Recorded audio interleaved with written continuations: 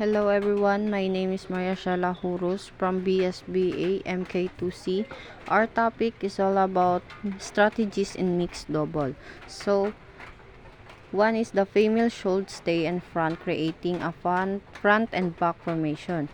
So, ito ay nagbibigay diin sa kakayahan ng babae sa pagkontrol ng net at sa paggamit ng mga male player sa likod ng court para sa powerful shots. Ang front and back formation ay nag-optimize ng bawat player's skills at nagbibigay ng mas malawak na coverage sa court. So, second is, you should be in side-by-side formation.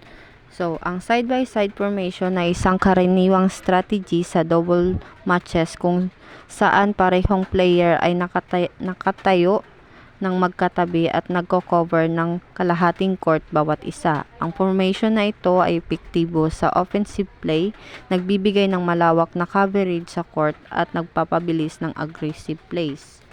So the third is apply flick serve frequently to the female when she receives to force her to the backcourt. Ang paggamit ng flick serve ng madalas sa female player habang siya ay tumatanggap ng serve ay naglalayong pilitin siyang pumunta sa likod ng court. Ito ay isang strategyeng paraan upang makabuo ng opportunities para sa iyong team na makontrol ang rally at mag-create ng opening sa depensa ng kalaban. Ang paggamit ng flick serves sa female player ay nagdudulot ng imbalance sa positioning ng kalaban at nagbibigay sa iyong team ng advantage sa pagdikta ng takbo ng laro. Ang pagpunta ng female player sa likod ng court ay maaaring mag-set up para sa offensive plays ng iyong team.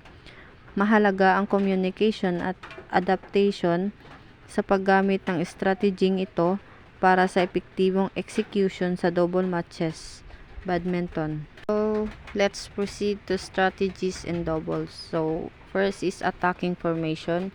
Serve low so that your opponents will prevented from attacking the serve. So, ang paghanda ng isang atake ay isang teknikong ginagamit upang mag-init ng rally at mag-control ng laro.